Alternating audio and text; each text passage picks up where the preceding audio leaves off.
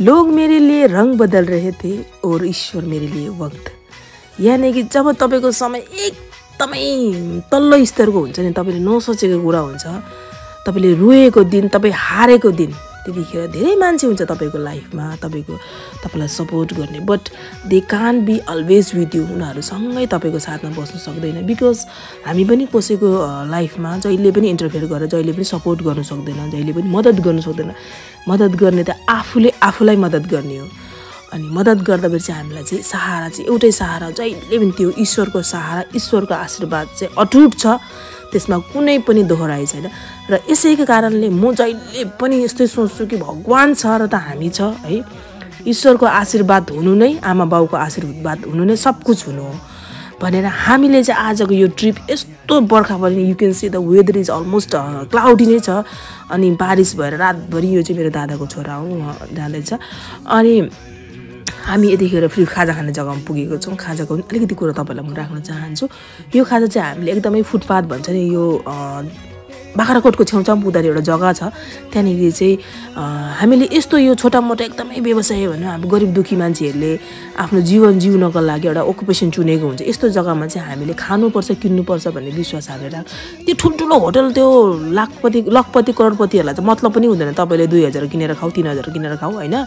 तर यस्तो मान्छेहरूकोमा चाहिँ हामीले किनेर खाँदाखेरि चाहिँ उहाँहरूको रोजीरोटी चल्छ, उहाँहरूको व्यवसाय राम्रो तरिकाले चल्छ। यस्तो घमण्ड गर्नु हुँदैन म यस्तो जग्गामा बसेर खाँदैन भनेर होइन।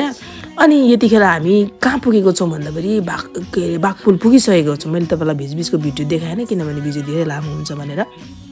मैले चाहिँ कुरा दुःख पाएको बेलामा चाहिँ, हामीले दुःख पाएको बेलामा चाहिँ एउटै सहारा हुन्छ, त्यो परिवारको सहारा र ईश्वरको साथ होइन। मान्छेले तपाईँलाई दिन्छ सपोर्ट बिचरा, तर ढुक्कै सपोर्ट गरेर बस्नु सक्दैन, किनभने उहाँहरूको आफ्नै परिवार हुन्छ, आफ्नै लाइफ हुन्छ। हामीले पनि कसैलाई 24x र 12 काल हामीले सपोर्ट गर्नु सक्दैनौँ नि त हामी होइन। र हजुरले देख्नु सक्नुहुन्छ यो बाटो चाहिँ, बाटोमा उतापट्टि तपाईँले खोला, त्यो खोला त टिस्टा खोला चाहिँ बर्खामा यस्तै हुन्छ। जुनै पनि खोला बर्खामा चाहिँ यस्तै हुन्छ, किनभने खोलाले चाहिँ माटो बगाएर ल्याउँछ नि त साइडको होइन, ऊ चाहिँ एकदमै ठुलो रूपमा बग्छ, पानी पर्छ। अनि तपाईँहरूले सोच्नुहुन्छ होला यस्तो बर्खामा पनि गयो भने हामी चाहिँ बल्ल फ्यामिली रियुनियन भन्छ त्यो दुबारा भेटेको होइन, धेरै दिन बादमा। अनि हामीले डिसाइड नै गरेको थियो जाने भनेर होइन। अनि यदि तपाईँले सोच्नुहुन्छ उहाँहरू त गएर आउनुभएछ, हामी पनि जान्छौँ भने चाहिँ प्लिज नआउनु होला, नजानु होला, किनभने अब अलमोस्ट रेनी सिजन चाहिँ स्टार्ट भइसकेको छ। सिक्किम चाहिँ एकदमै हाई वेस्टमा एल्टिट्युडमा भएकोले गर्दाखेरि यहाँनिर एकदमै खतरा नै हुन्छ भनेर म भन्न चाहन्छु, सजेस्ट गर्न चाहन्छु। र हेर्दै जानुहोस् हाम्रो अगाडिको ब्लग, तपाईँलाई के कस्तो लाग्छ। म साथसाथै तपाईँहरूलाई यो भिडियोको मार्फतमा रिसेन्टली अरू प्रिभियसली जतिजनाले हाम्रो पेजलाई फलो गरिदिनु भएको छ, म धन्यवाद दिन चाहन्छु।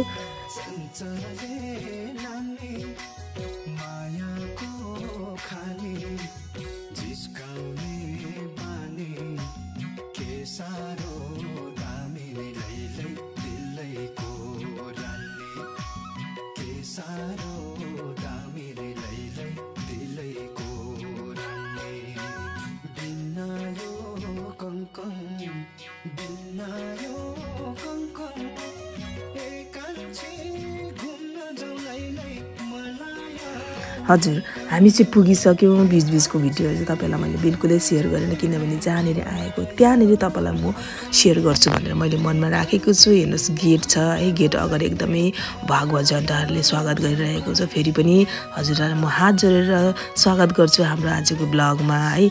अनि हेर्नुहोस् यसरी चाहिँ हामी माथि जानुपर्छ, यहाँबाट नै देखिरहेको सबै कुरो होइन। अनि तपाईँको यो चाहिँ 50 रुपिस चाहिँ हामीलाई भिजिटरहरूलाई होइन, अब सिनियर सिटिजन 25, अनि आर्मी पर्सन जो चाहिँ सिक्किममा चाहिँ तपाईँको पोस्टेड छ उहाँ र उहाँको डिपेन्डेन्टहरूलाई चाहिँ 25 रुपिस रहेछ। त्यहाँनिर चाहिँ मेप छ, मेपमा चाहिँ तपाईँलाई बताएको छ त्यहाँनिर चाहिँ के तपाईँले भिजिट गर्नुसक्छ भनेर बताइदिएको छ। हामी चाहिँ रिसिप्सनबाट चाहिँ अगाडि बढ्यौँ, साइलेन्स जोन, हल्ला चाहिँ किन गर्नु होइन, हामी तर हल्ला गरिरहेको थियौँ, बट हल्ला गर्नु चाहिँ हुँदैन होइन। अनि हेर्नु होला यो चाहिँ अगाडि हामी बढ्दैछौँ। हजुरहरू फेरि पनि स्वागत छ। एकदमै पिस, एकदमै मलाई डराइरहेको थियो, ला पानी परेको छ कसरी घुम्ने भनेको थिएँ कि। भगवान्ले पनि यति माया गर्नुहुन्छ हामीलाई। मेरो छोराले त्यहाँनिर के भने तपाईँहरूलाई थाहा छ, हामीले भगवान्लाई पनि रोइदिएको छ अरे क्या। हामी चाहिँ जम्मू गएको थियौँ नि त होइन, 2019मा हो सेकेन्ड टाइम। अनि जम्मूमा माता रानीको दरबारमा चाहिँ हामी बसेर चाहिँ दर्शन गरिसकेर चाहिँ पुरा रुको थियो क्या। अनि लाइक अब मेरो हस्बेन्डको याद आएर उसको सबै कुरा हामी रिकल्स गरेर चाहिँ पुरा रोएको थियौँ हामी। अनि त्यो रुँदाखेरि चाहिँ भगवान पनि कस्तो दुःखी भयो जस्तो लाग्यो क्या। अन्त मैले यस्तो भगवानको दरबारमा आएर किन रुको हामी भन्ने भयो मलाई त्यस्तो सोच। अन्त अहिले चाहिँ हामी पुरा हाँसेर दर्शनहरू गरेको थियो नि। मेरो छोराले चाहिँ भन्दै थियो भगवान हामी हाँस्दाखेरि भगवान पनि हाँस्नुहुन्छ, हामी रुँदाखेरि भगवान पनि रुनुहुन्छ, हामीले उहाँ भगवानलाई रुवाएको छ आज हामी हाँस्नुपर्छ भन्ने साह्रो मजाक पनि गऱ्यो। सिक्किममा यहाँ साउथ सिक्किममा चाहिँ तपाईँको नाम्चीमा चाहिँ 4वटा धाम, यो 4 धामलाई चाहिँ भनौँ न इस्टाब्लिस गरेको रिइस्टाब्लिस गरेको बनाएर राखेको भनौँ न है। जसमा चाहिँ 4वटा धाम चाहिँ कुन कुन आउँछ भने रामेश्वरम भयो, पुरी भयो, द्वारका भयो अनि बद्रीनाथ। यो 4वटा धामहरूलाई चाहिँ उहाँले बनाएको छ। अनि ज्योतिर्लिङ 12वटा ज्योतिर्लिङ पनि बनाएर राखेको छ।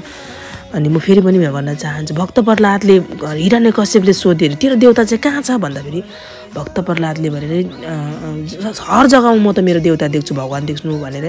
अनि यो खम्बामा यो घरको खम्बामा पनि छ भन्दाखेरि यहाँ पनि छ भन्दाखेरि खम्बा तोड्दाखेरि चाहिँ ब्रा रूपमा चाहिँ भगवान विष्णुले अवतार लिनुभएको थियो आफ्नो भक्तको लाज राख्नुको लागि अन्त राक्षसको संहार गर्नलाई। भनेपछि विश्वास हो नि त होइन, एउटा विश्वास हो, जहाँ विश्वास त्यहाँनिर नि त भगवान।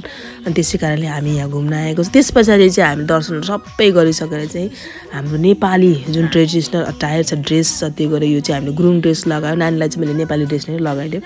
हामी लगाएर चाहिँ भिडियो गऱ्यौँ, रिल्स बनायौँ है, फोटो खिच्यौँ। र हामी चाहिँ अब यो बिचमा चाहिँ हामीले होटल गरेर सब कुछ गरेर चाहिँ हामी चाहिँ जाँदैछौँ अब राबङ्गलापट्टि। राबङ्गलामा बुद्ध पार्क घुम्नको लागि। अनि बाटो चाहिँ एकदमै सानो साङ्गुरो न्यारो भनौँ न बाटो। अनि फेरि पनि हामी कोही जग्गामा पुरै फग लागेको छ होइन, कोही जग्गामा खुल्ला छ, हिल्सको बाटो यस्तै हो।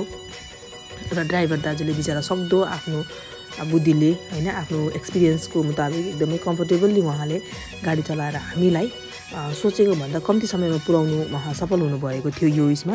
र हामी पनि एकदमै घुम्नु गएको घुमेर नै आउने भन्ने खालको भोलिलाई राख्दाखेरि भोलि यो रेनी सिजनमा पानी पनि पर्छ भनेर हामी त्यही दिन नै हामी राबङ्गलापट्टि लागेको थियौँ। र बाटो हेर्नुहोस् न आम्बो भेरी भनौँ न कश्मीर गएको जस्तै फिल भइरहेको, कश्मीरतिर गएको जस्तै होइन। हेर्नु खुल्ला छ कोही जग्गामा बिल्कुल अब एकदमै चङ्गा छ। अलिक अगाडि बढ्दा फेरि ड्याम डुम त्यो हुस्सी लागेको होइन। त्यसो गर्दा गर्दा हामी पुग्यौँ तपाईँको राबङ्गलाको सहरमा। राबङ्गलाको सहरमा स्टिल हेरेर यहाँ खुल्ला छ हो। हामी चाहिँ गाडीबाट झरेर अलिकति वार्मअप गऱ्यौँ। हामी आइपुग्यौँ राबङ्गलामा बुद्ध पार्क। अब हामी जाँदैछ गेटको तर्फ जाँदैछौँ। गेटको तर्फमा चाहिँ फेरि यहाँ पनि तपाईँले आई थिङ्क इचको 20 होइन 50 गरेर होला, 50 न 60 कति गरेर चाहिँ हामीले यहाँनिर एन्ट्री फी दिनु पर्ने रहेछ। त्यो फी दियो। त्यो फी दिएर चाहिँ हामी अगाडि बढ्दा अभिले मात्रै स्वेटर बोकेर चाहिँ हुडी बोकेर चाहिँ उसले हुडी लाउँदैछ लगाएर। हामी चाहिँ फेरि लड्छ कि भनेर फेरि ठुलो जिउ लड्यो भने चाहिँ फेरि बिमारी हुन्छ भनेर क्या बिस्तारै बिस्तारै आदत पो छ त हो। हाम्रो त बिस्तारै बिस्तारै हेर्ने त त्यो चाहिँ नसकेर चाहिँ विथ सेफ्टी फर्स्ट होइन त्यस्तो गर्ने। अनि हेर्नु होला हामीहरू यति डर मलाई चाहिँ भने कि यति हामीसँग टाइम चाहिँ कम्ती भएको फेरि पनि वी इन्जोयड अ लट। हामीले चाहिँ चाहेको भन्दा सोचेको भन्दा धेरै नै मजाक मस्ती गऱ्यौँ, रमाइलो गऱ्यौँ। बुद्ध भगवान Buddhism is not a religion है, यो चाहिँ फिलोसफी हो भन्ने त्यहाँनिर हामीले मैले कोट पढेको थिएँ।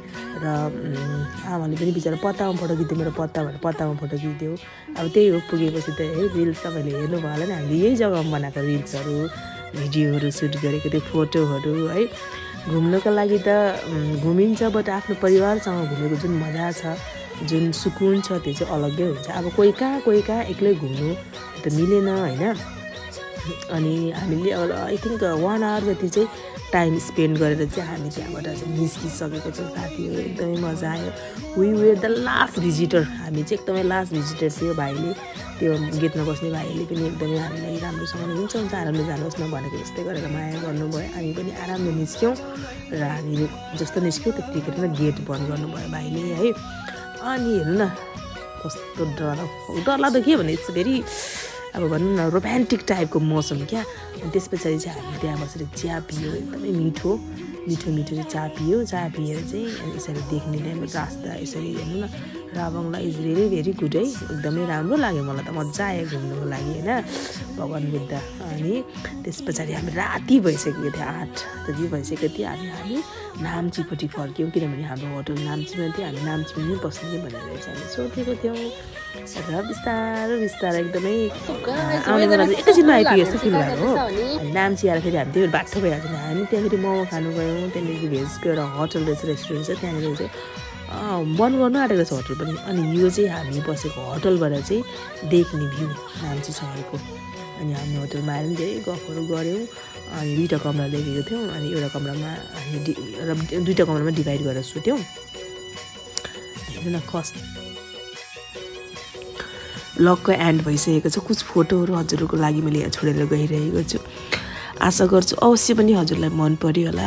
मन पर्यो भने प्लिज लाइक गर्नु होला। नयाँ हुनुहुन्छ भने चाहिँ पेजलाई फलो गरिदिनुहोस् होला भन्न चाहन्छु। जिन्दगी यस्तै कहिले सुख कहिले दुःख है, दुःखमा नअतालिनु है, सुखमा नमातिनु, त्यो पनि एउटा मान्छेको सही पहिचान हो। यसैको साथमा म हजुरबाट बिदा लिन्छु। धन्यवाद। Thank you so much for watching.